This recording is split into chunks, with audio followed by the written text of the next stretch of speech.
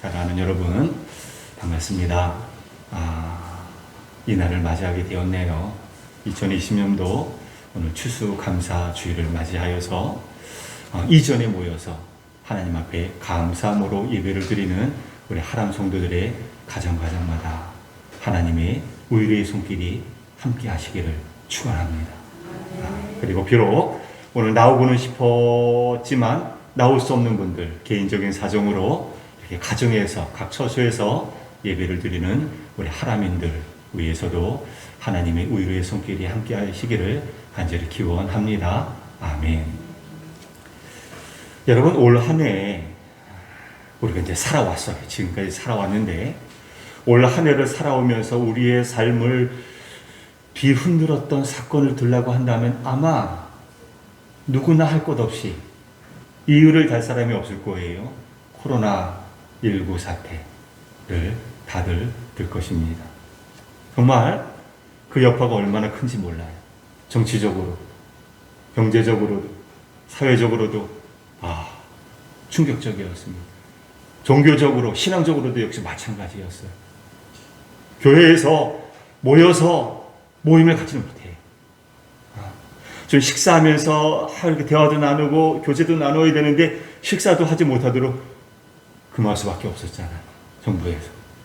그러니까 교회에서 예배도 대면 예배를 드릴 수 없게 되었었잖아요. 다들 아시는 바이잖아요. 자, 역사 이래로 이런 때가 과연 있었던가 싶을 정도로 정말 그 충격이 대단했습니다. 엄청난 시련이라고 할 수가 있겠지요.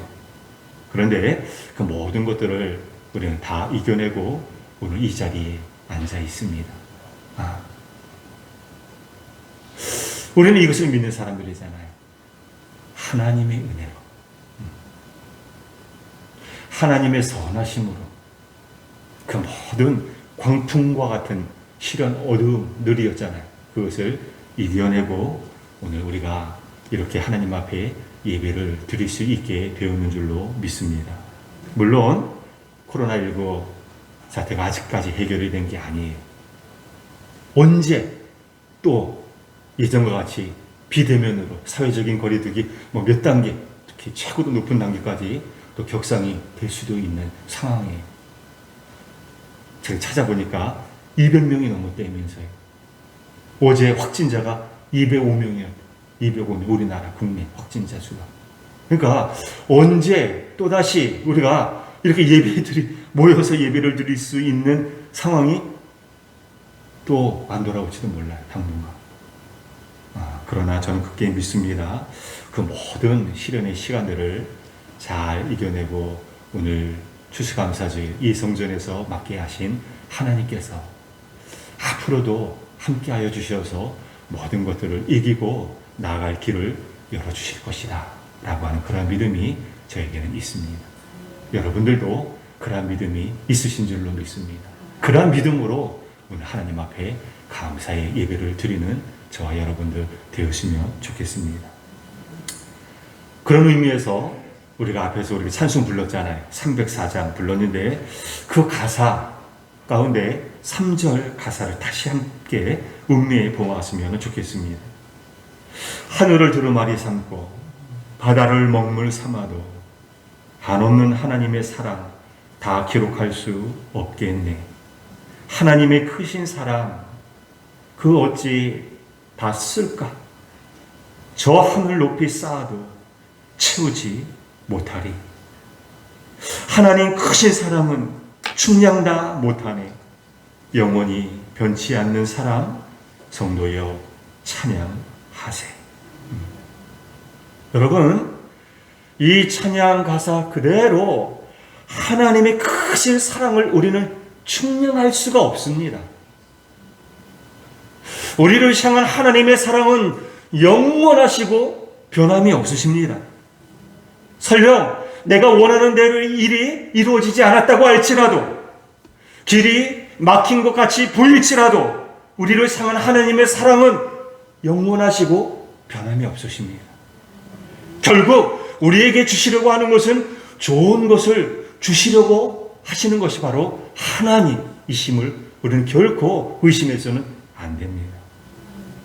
그런 사람은 어떠한 일을 만나든지 간에 그 입에서 찬송이 울려 퍼지지 않을 수가 없을 것이고 그 삶에서 감사와 감격이 나타나지 않을 수 없는 줄로 믿습니다. 그런 의미에서 오늘 우리 자신의 믿음을 한번 점검해 보십시다. 여러분, 각자의 믿음을 한번 점검해 보아야 돼요. 나는 지금 어떠한 자세로 이 자리에 앉아 있는가? 정말 여기까지 이르게 하신 하나님의 감사, 하나님에 대하여서 그 감사함으로 가득 찬 가운데 지금 이 자리에 예배를 드리고 있는가? 그 하나님께서 앞으로 남은 나의 삶도 책임져 주시고 선한 길로 인도하여 주실 것임을 나는 정말 굳게 믿는 믿음으로 이 예배의 이 자리에 앉아 있는가? 혹시 그 반대에 있지는 아니한가? 점검해 보아야 됩니다. 특별히 오늘 본문 그 구약 출애굽기 15장에 있는 말씀, 이 이야기를 통하여서 우리의 믿음을 점검해 볼 수 있는 그런 시간을 함께 가졌으면 좋겠습니다. 여러분, 오래전 이스라엘 백성들은 이집트에서, 애굽에서, 그죠? 오늘날 이집트지만 예전에 애굽에서, 애굽이라고 하는 곳에서 종살이를 한 바가 있었습니다. 그죠? 400년 넘게 종살이를 했습니다. 여러분, 종살이를 하는 이스라엘 백성들에게 있어서 가장 큰 바람이 있다면 무엇일까요? 해방되는 그날이겠죠. 언제 우리는 해방이 될 수 있을까? 언제 우리는 이 억압, 이 지긋지긋한 이 애굽에서 벗어날 수 있을까? 아마 그것이야말로 종살이를 하는 이스라엘 백성들에게 있어서 가장 큰 바람이겠죠. 소원이겠죠. 그런데 여러분, 출애굽 사건이 일어났잖아요. 우리가 다 알고 있는 바잖아요. 세계 역사를 보면 그 400년 넘게 이스라엘 백성들이 애굽에서 종살이를 하고 있었는데, 그런데 그 종살이했던 이스라엘 백성들이 애굽에서 벗어날 수가 있었다라고 하는 거예요. 그러니까 이스라엘 백성들 입장에서 볼 때 이날은 가장 기쁜 날인 거예요. 감사가 이루어질 수밖에 없는 그런 날인 거예요. 그런 날을 이스라엘 백성들이 맞이했습니다. 여러분, 출애굽의 역사 가운데 하이라이트 백미라고 하면 아마 홍해 사건을 들 수 있겠죠. 나중에 바로가 후회하잖아요. 아이고, 내가 괜히 여러분들을 놓아주었네. 그래서 마음이 바뀌잖아요. 그래서 군대를 풀죠. 군사를, 그죠? 풀어서 다시 뒤쫓게 해. 잡아오라고. 뒤쫓게. 자, 뒤에는 애굽의 군대가 뒤쫓아오는 그런 상황이었고, 그런데 이스라엘 백성들은 더 나아가고 싶어도 나아갈 수 없는 그러한 상황이었어요. 왜요? 홍해가 넘실거리며 가로막고 있었기 때문에 그런 거죠. 준태양난, 설상가상, 고립무원, 뭐 이런 거죠. 한마디로 말하면 어찌할 바를 모르는 그런 상황이 있었다고 하는 거죠. 그런데 여러분, 다들 아시다시피 출애굽기에 보면 하나님께서 밤새 동안 큰 동풍을 불게 하셔서 바다 물을 물러가게 하셨다라고 하는 거예요. 길이 열리게 되었다라고 하는 거예요. 마른 땅같이 이스라엘 백성들이 걸을 수 있게 되었다라고 성경은 기록하고 있습니다. 전해주고 있는 거예요. 그래서 무사히 이스라엘 백성들은 그 바다 홍해를 건널 수가 있었던 반면에 뒤쫓아오던 애굽 군대는 그냥 수장되어 버리고 말았다. 이 과정을 우리는 잘 알고 있을 거예요. 자, 그럼 생각해 보십시다. 이 놀라운 경험을 이스라엘 백성들이 지금 맛보았잖아요. 똑똑하게 지금 보았잖아요. 두 눈으로. 이 놀라운 일을 경험한 이스라엘 백성들의 삶 속에서 입에서 제일 먼저 무엇이 터져나왔을까요? 당연히 찬송이었겠죠. 자, 오늘 본문 한번 살펴보십시다. 어떻게 시작을 하고 있는지 살펴보십시다. 어떻게 시작을 하고 있죠? 이때에 모세와 이스라엘 자손이 이 노래로 여호와께 노래하니, 이렇게 시작하고 있습니다. 자, 보십시오. 홍해를 건너고 난 후에 이스라엘 백성들이 제일 처음에 한 행동은 다른 게 아니었어요. 노래였다라고 하는 거예요. 노래. 어떤 노래였을까요? 세상 유행가였을까요? 이 노래는 하나님을 향한 노래, 다시 말하면 찬송이었다라고 하는 거예요. 찬송. 여러분, 당연한 건 아니었겠습니까? 그때 그들은 그냥 꼼짝없이 사로잡힐 수밖에 없었을 거예요. 아니면 그냥 물에 빠져 죽을 수밖에 없는 그런 상황이었었는데 하나님 아버지께서 그 상황 속에서 바닷길을 여셨어요. 여셔서 이스라엘 백성들이 무사히 건널 수가 있었던 것이잖아요. 그리고 애굽의 군사들은 그냥 물로 쓸어 버림받고 말았거든요. 그랬을 때 그들의 입에서는 너, 나 할 것 없이 찬송이 울려 퍼졌다라고 하는 거예요. 찬송이. 여러분, 여기서 우리가 분명하게 알아야 될 사실이 있습니다. 찬양은 누가 하는 것인가?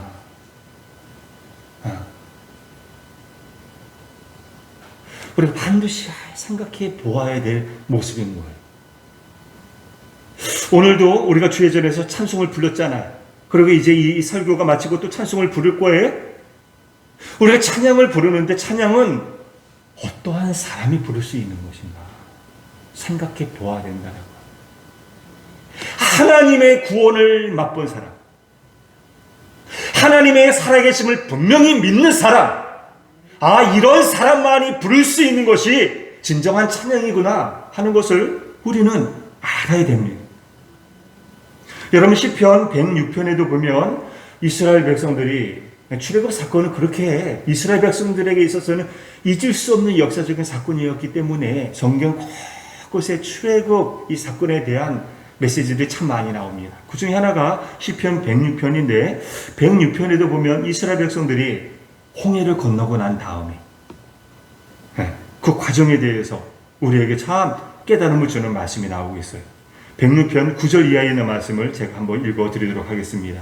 이에 홍해를 꾸짖으시니 곧 마르니 그들을 인도하여 바다 건너기를 마치 광야를 지나감 같게 하사 그들을 그 미워하는 자의 손에서 구원하시며 그 원수의 손에서 구원하셨고 그들의 대적들은 물로 덮으심에 그들 중에서 하나도 살아남지 못하였도다. 그 다음 12절에서 이렇게 말씀하고 있습니다. 이에 그들이 그의 말씀을 믿고 그를 찬양하는 노래를 불렀도다. 이에, 이 때문에, 그렇기 때문에, 이러므로 그런 뜻이잖아요. 다시 말하면 하나님의 구원의 역사를 두 눈으로 똑똑히 보고 하나님은 살아계시구나, 하나님의 살아계심을 분명히 믿게 되었을 때에, 그랬을 때 비로소 그들의 입에서 찬송이 터져나오기 시작했다라고 하는 거예요. 찬송. 따라서 여러분, 찬송은 아무나 부를 수 있는 것이 아닙니다. 하나님의 살아계심을 제대로 믿지 못하는 사람은 진정한 찬양을 올려드릴 수가 없어요.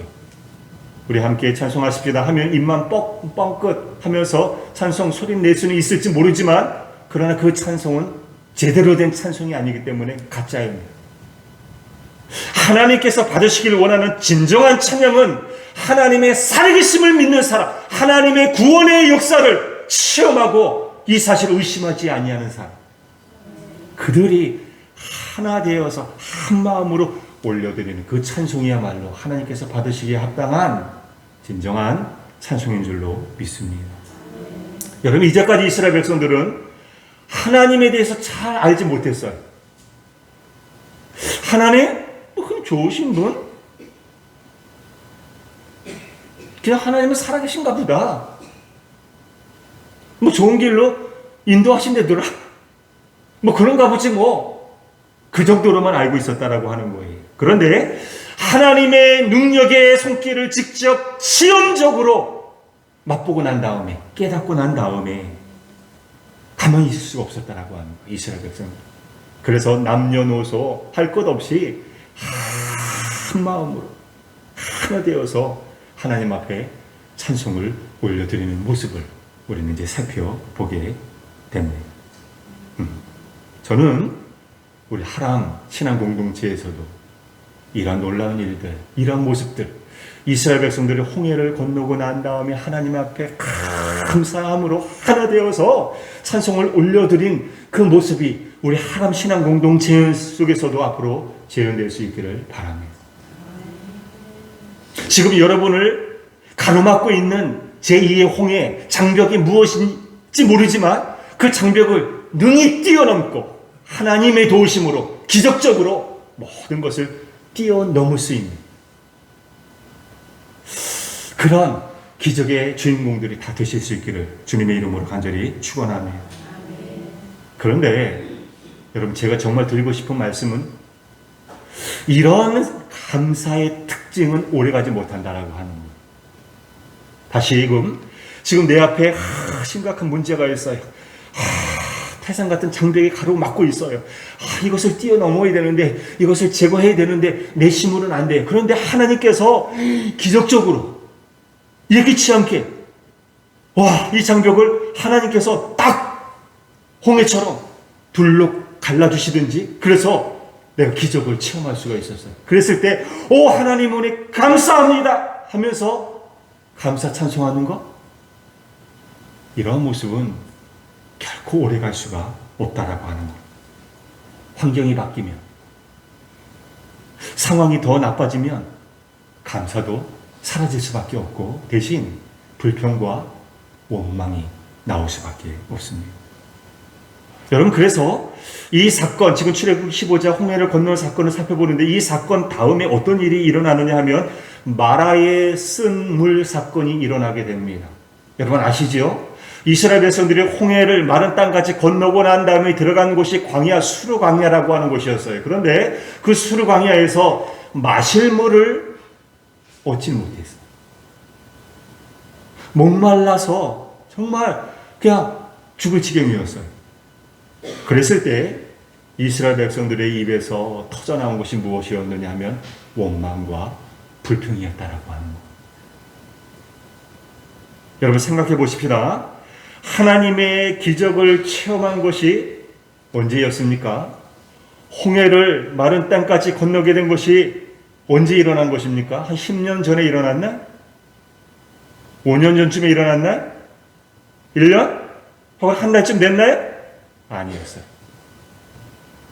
불과 사흘 전에 이스라엘 백성들은 홍해를 건너서 기뻐서 어쩔 줄 몰라서 하나님 앞에 너나 알 것 없이 부둥켜하면서 춤추면서 하나님 앞에 감사 찬송을 올려드렸어요. 그런데 아닌 거예요. 그것도 잠시 잠깐, 사흘 만에 언제 그랬냐는 듯이 그들은 하나님을 향해서 불평하고 물이 없다고 목말라 죽겠는데 이게 어떻게 된 거야? 원망하는 그런 모습을 보이고 말았다라고 하는 거예요. 이것을 통해서 우리가 알 수 있는 것은 무엇이냐 하면, 조건과 상황에 따라서 하는 그 감사에는 한계가 있는 것이구나 하는 것을 알 수가 있습니다. 시편 106편 13절로부터 14절에 있는 말씀을 보면 이렇게 되어 있습니다.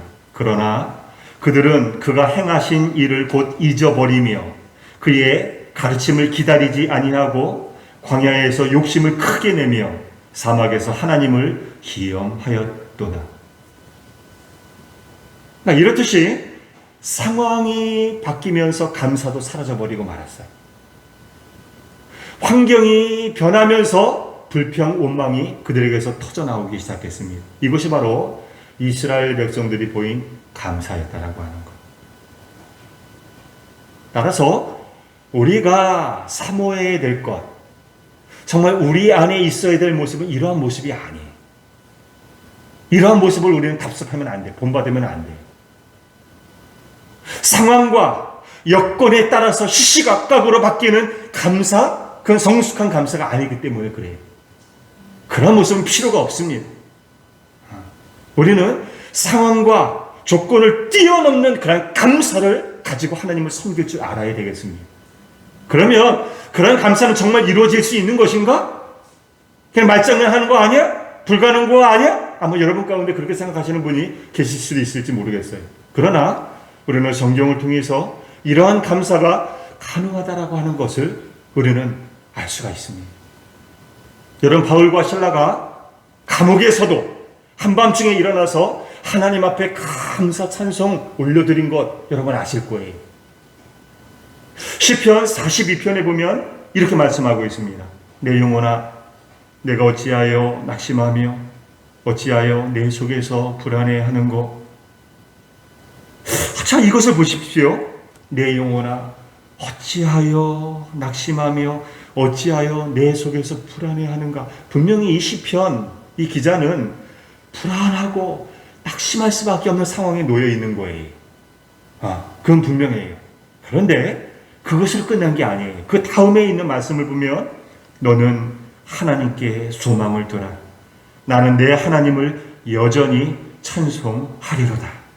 이것을 보면 그럼에도 불구하고 하나님 앞에 감사로 나아간 시편 기자의 모습을 우리는 만나게 됩니다. 여러분, 하박국서에 있는 말씀 모르시는 분 한 분도 없으시지요? 하박국서 17장 18절에 있는 말씀도 마찬가지입니다. 비록 무화과 나무가 무성하지 못하며 포도나무에 열매가 없으며 감람나무에 소출이 없으며 밭에 먹을 것이 없으며 우리의 양이 없으며 외양간에 소가 없을지라도 나는 여호와로 말미암아 즐거워하며 나의 구원의 하나님으로 말미암아 기뻐하리로다. 자, 보십시오. 어떤 감사인지를 우리는 주목해 볼 줄 알아야 되는 거예요. 부족한 것이 채워지고 내가 바라는 바가 이루어졌기 때문에 드리는 감사인가요? 아니라고 하는 거예요. 내가 바라는 것, 원하는 대로 일이 이루어지지 않았을지라도 개의치 아니하고 여호와 하나님으로 인하여서 드리는 감사임을 우리는 지금 보고 있잖아요. 듣고 있는 것이잖아요. 이런 감사를 우리는 회복할 줄 알아야 되겠습니다. 디모데전서 4장 4절에 있는 말씀을 저는 개인적으로 참 좋아합니다. 하나님께서 지으신 모든 것이 선함에 감사함으로 받으면 버릴 것이 없느니라. 저는 이 말씀 참 좋아합니다. 여러분, 그렇습니다. 우리는 어떠한 상황 속에서도 감사할 수 있는 사람이에요. 왜 그렇습니까? 하나님께서 내 곁에 계시기 때문에. 여러분, 이 사실을 우리는 믿을 때에 어떠한 고난, 어떠한 시련이 있을지라도 우리는 개의치 아니할 수가 있는 거예요. 여러분, 따라서 우리가 어떤 기도를 드려야 되느냐? 고난과 시련 없기를 바라는 그러한 기도가 아니라 하나님을 잃어버리지 않게 하여 주십시오. 내 곁에 계신 주님을 바로 보고 깨닫고 그 주님과 동행하는 삶을 살게 하여 주시옵소서. 이러한 기도가 흘러나오는 자야말로 정말 그 어떤 환경도 무너뜨릴 수 없는 성숙한 그리스도인인 줄로 저는 믿습니다. 말씀을 맺습니다. 사랑하는 하나님교회 성도 여러분, 여러분은 지금 어떠한 삶을 살고 계십니까? 힘드시지요? 피곤하시지요? 여러분, 앞이 보이지 않으십니까? 병드셨습니까? 감사와는 거리가 먼 삶을 살고 있다고 느껴지지 않으십니까? 그러나 낙심하지 마십시오. 불평하지 마십시오. 원망하지 마십시오. 절망하지 마십시오. 하나님께서는 이 모든 것을 합력해서 선을 이루어주시는 분이십니다. 하나님께서는 결코 실수하지 아니하시는 분이십니다. 우리와 같이 아니하시는 분이십니다. 이 눈에 아무 증거 안 해배어도 믿음만을 가지고서 늘 걸으며 이 찬송, 이 가사가 여러분의 입술에서 정말 진정어리게 흘러나와야 되는 줄로 믿습니다. 사랑하는 여러분들이요, 하나님의 살아계심을 의심하지 마시고 그 하나님께서 나를 위한 구원의 계획을 세워놓고 기다리고 계심을 여러분 믿음의 눈으로 오늘 추수감사주일 이 아침 이 자리에서 바라볼 수 있기를 바랍니다. 그리고 그 일을 이루실 주님을 미리 이 자리에서 감사, 찬송하며 박수로 올려드릴 수 있는 여러분들이 되었으면 정말 좋겠습니다. 그럴 때 2020년도 추수감사주일 이 예배를 하나님께서 정말 기쁘게 받아주시고 여러분의 남은 인생의 길을 하나님께서 책임져 주실 것입니다. 아멘이시지요? 아멘.